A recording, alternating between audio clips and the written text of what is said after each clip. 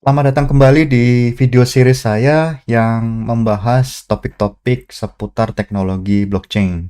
Nah, video series ini diproduksi bekerja sama dengan Akademi Kripto. Kita akan menyimak dulu halaman disclaimer. Berbagai informasi yang disampaikan di dalam video ini bukan merupakan ajakan untuk menjual atau membeli instrumen apapun, melainkan untuk tujuan edukasi semata. Nantinya bila ada penyebutan produk-produk atau nama aset di dalam video ini, itu bukan berarti endorsement terhadap produk tersebut. Jadi ketika Anda nanti memutuskan untuk bertransaksi, itu berarti keputusan Anda 100%. Kali ini yang akan kita bahas adalah soal meningkatkan atau mengimprove anonimitas Bitcoin. Video ini sebenarnya adalah kelanjutan dari video sebelumnya, di mana video sebelumnya kita sudah membahas soal model anonimitas Bitcoin, kemudian bagaimana Bitcoin ini bisa dianalisis gitu ya. Kemudian ada beberapa pertanyaan yang dibahas di akhir video. Kali ini kita akan mencoba untuk mengulas metode-metode yang bisa dipakai untuk meningkatkan anonimitas dari Bitcoin.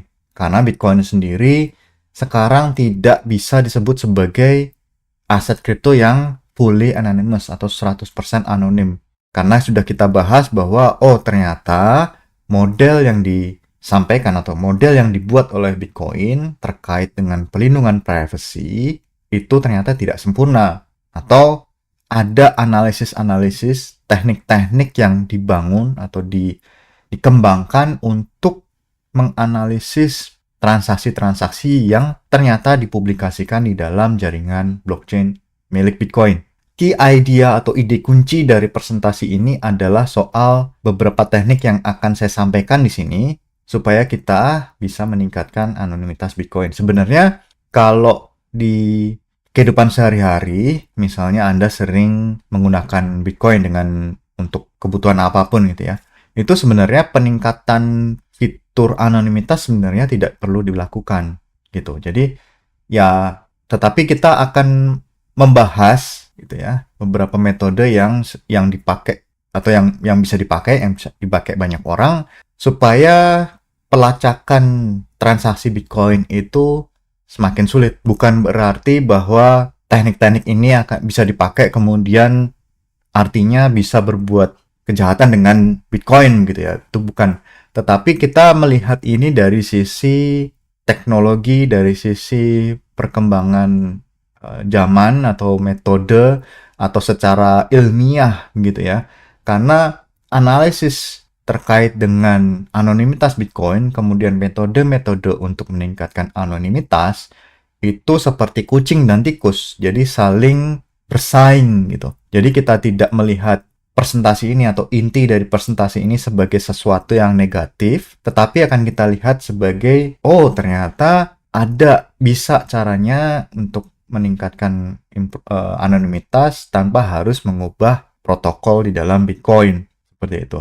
Jadi jangan dibayangkan sebagai sesuatu yang negatif gitu ya kalau anonimitas, karena di kehidupan kita sehari-hari, terlebih untuk setelah munculnya undang-undang pelindungan data pribadi, itu artinya anonimitas menjadi sesuatu yang perlu dimiliki begitu. Bukan berarti kita melindungi anonimitas karena kita melakukan aktivitas kriminal, bukan begitu, tetapi ternyata pelindungan data pribadi itu merupakan hak semua orang.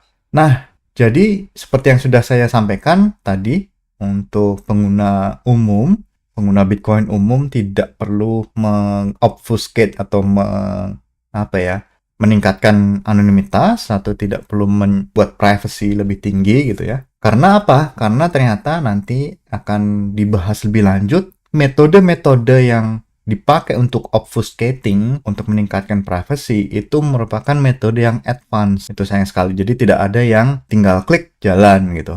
Ya mungkin ada beberapa sistemnya, akan tetapi harus kita lihat underlying teknologinya, teknologi yang ada di belakang aplikasi ini. Jangan sampai nanti kita salah pilih, kita maunya meningkatkan privacy, ternyata kehilangan aset. Nah, ada metode yang namanya CoinJoin. Nah, ini sebenarnya metode yang bukan baru. Ini Ini metode diperkenalkan sekitar tahun 2013 sampai 2015 ya. Mungkin 2012 atau sebelumnya. Kalau kita lihat di sini, karena kalau Anda ingat bahwa Bitcoin itu kan dibangun dengan menggunakan model UTXO ya, Unspent Transaction Output. Nah, jadi semua transaksi itu berhubungan dengan output. Entah itu penciptaan output atau menghabiskan output sebagai sebuah input di dalam sebuah transaksi. Nah, kalau di sini kita melihat bahwa si orang ini, si pemilik transaksi satu ini akan mencoba menyembunyikan setengah Bitcoin di output dengan indeks 0 di sini. Caranya adalah dia bekerja sama dengan orang lain yang punya Bitcoin, kemudian digabungkan ke dalam transaksi nomor 2 di sini, kemudian akan dibuatlah output baru. Artinya apa? Jadi di dalam CoinJoin ini tugasnya adalah mengaburkan histori transaksi. Jadi seolah-olah transaksi satu ini ada hubungannya dengan transaksi-transaksi yang lain, di mana di sini adalah 0,8 dan 0,3. Seolah-olah mereka dimiliki oleh orang yang sama, padahal kan tidak. Gitu. Jadi ternyata bisa dikaburkan historinya. Jadi membuat analisis itu jadi menghasilkan hasil yang kurang tepat. Jadi tidak akurat setelah adanya CoinJoin di situ. Nah, jadi kalau di dalam CoinJoin intinya adalah si peserta itu tidak kehilangan uang sama sekali gitu ya. Jadi misalnya dia memasukkan setengah Bitcoin, nanti dia akan menghasilkan setengah Bitcoin juga. Atau ketika di sini dia punya setengah Bitcoin dan 0,3 Bitcoin, dia harus cari orang yang punya 0,8 Bitcoin untuk menghasilkan output yang sama gitu ya. Nominalnya sama 0,8. Jadi sulit apakah 0,8 ini miliknya si pemilik transaksi satu atau transaksi lainnya. Permasalahannya adalah tadi kalau kita lihat karakteristik dari CoinJoin adalah dia harus mencari orang yang punya nominal yang sama atau orang yang ingin melakukan CoinJoin juga gitu kan. Nah, ini bukan hal yang mudah sebenarnya. Karena ya orang kan jumlah misalnya yang pertama nominalnya juga belum tentu sama. Kemudian tidak setiap saat orang ingin melakukan aktivitas CoinJoin atau tidak semua orang ingin melakukan CoinJoin. Meskipun di sini ada satu service namanya coinjoins.org, tetapi saya agak ragu apakah memang layanan ini ramai dipakai. Seperti itu. Jadi itu permasalahannya. Yang metode kedua ada namanya CoinSwap. CoinSwap itu apa? Dia bertukar koin satu sama lain. Misalnya Alice dan Bob itu mau bertukar koin. Nah, metodenya dengan 2 of 2 multisig escrow address itu. Jadi dia akan bertukar koin dengan tanpa adanya pihak ketiga. Bisa sebenarnya pihak ketiga gitu ya. Dengan modifikasi sedikit bisa pihak ketiga misalnya Carol di sini. Tetapi dengan 2 pihak saja sudah cukup sebenarnya. Ya, Alice nanti bertukar, jadi koinnya Alice jadi miliknya Bob, koinnya Bob jadi miliknya Alice gitu. Jadi histori koinnya milik Alice itu akan jadi punyanya Bob dan historinya Bob menjadi punya Alice gitu. Jadi misalnya Alice sudah pernah beli permen, sementara Bob belinya kopi gitu ya. Jadi nanti kalau misalnya mereka bertukar, jadi historinya adalah ya Alice di masa lalu sering beli kopi, sementara Bob sering beli permen. Padahal kan terbalik. Nah, permasalahannya juga mirip dengan CoinJoin. Jadi CoinSwap ini orang sulit untuk mendapatkan atau mencari orang yang mau bertukar gitu. Ada juga metode yang sentralistik. Jadi namanya centralized mixing service. Nah, jadi mixing service ini menyelesaikan persoalan yang ada di dalam CoinJoin dan CoinSwap, di mana pihak sentral yang penyedia layanan tadi itu mengelola layanan. Jadi dialah yang akan menyediakan layanan. Misalnya ada orang mau bertukar koin, ya dia tukar dengan koinnya dia sendiri. Kemudian kan dia dapat koin baru. Kemudian ada orang lain yang mau bertukar, jadi dia tukar. Jadi mixing service dia. Permasalahannya adalah layanan sentralistik ini amat sulit dipercaya. Karena ketika Anda sudah mengirimkan koin, itu koinnya bisa pergi kemana-mana ya kan. karena layanannya juga mungkin tidak terdaftar. Kemudian Anda juga tidak tahu ini lokasi layanannya di mana, bisa di dalam negeri, bisa di luar negeri gitu ya, kan tidak tahu. Nah, jadi scam, jadi koinnya kecurian, kehilangan koin, nah itu bisa terjadi, amat sangat bisa terjadi. Terutama kalau nilai Bitcoin sekarang sangat tinggi, kalau Anda mau bertukar koin di dalam mixing service ini, itu temptation-nya sangat besar. Jadi koinnya bisa dibawa lari, Anda tidak bisa melakukan apapun. Karena kemarin kita sudah membahas bahwa untuk melacak itu susah, apalagi untuk mengembalikan aset yang sudah kecurian. Begitu.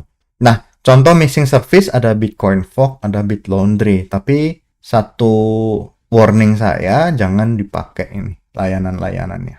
Ada juga metode sederhana namanya merge avoidance. Nah, merge avoidance ini dipakai untuk menghilangkan atau mengurangi atau mempersulit analisis behavioral analysis. Misalnya yang kemarin kita bahas di video sebelumnya, ada satu wallet yang mengirimkan transaksi di jam-jam tertentu atau dengan nominal tertentu yang unik. Nah, kalau merge avoidance itu simple. Jadi dia, kalau misalnya Anda punya koin-koin besar, itu dipecah dulu jadi banyak output. Misalnya 1 Bitcoin Anda pecah dulu jadi misalnya 0,01 Bitcoin atau 0,001 Bitcoin. Nanti ketika Anda mau beli atau bertransaksi sebesar 0,5, ya Anda pakai banyak output. Nah, permasalahannya adalah ya biaya transaksi jadi makin mahal gitu ya. Kemudian untuk menghindari analisis waktu, ya pembayarannya harus dilakukan dalam rentang waktu yang acak, dalam 1 hari atau lebih dari 1 hari.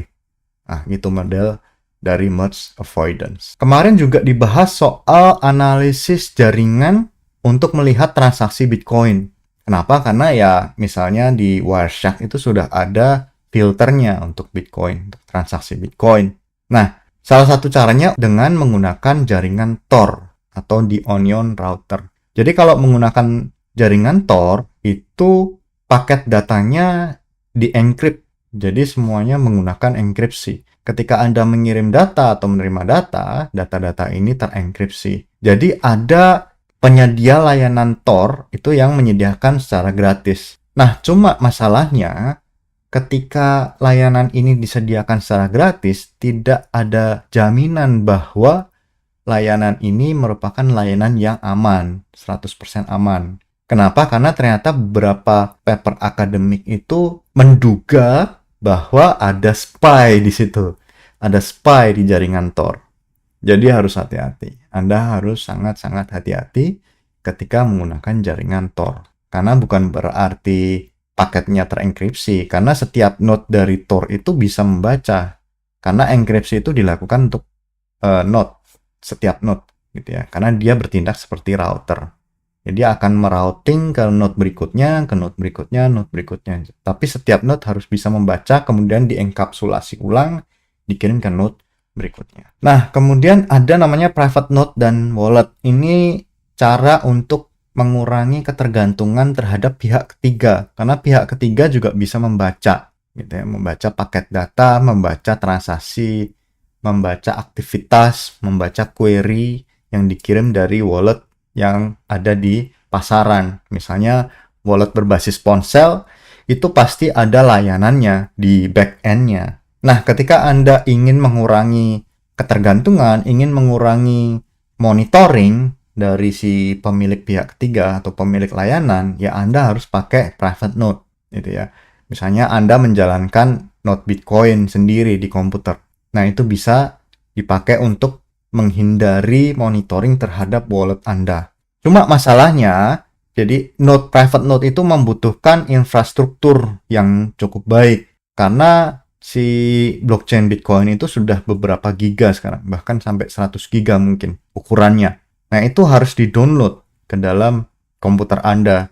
Kemudian komputer Anda juga harus menjalankan aplikasi Bitcoin terus-menerus gitu. Jadi perlu diperhatikan berapa resources yang dibutuhkan sebelum menjalankan private node untuk mengamankan aktivitas wallet Anda. Nah, Kalau kita sampai ke dalam kesimpulan, mencapai anonimitas total di dalam Bitcoin itu cukup sulit karena tadi meskipun ada teknik-teknik yang dipaparkan, tetapi tetap ada permasalahan atau kelemahan di dalam teknik-teknik tersebut. Jadi patut dipertimbangkan kalau misalnya memang dibutuhkan, ya pilih mana yang paling bagus atau mana yang paling sesuai dengan kebutuhan Anda, gitu ya. Jadi tidak hanya sulit, ada kelemahan, tetapi juga membutuhkan resources, baik dalam bentuk dana atau dalam bentuk sumber daya komputer. Nah, demikian video saya kali ini. Mudah-mudahan bermanfaat informasinya yang sudah disampaikan.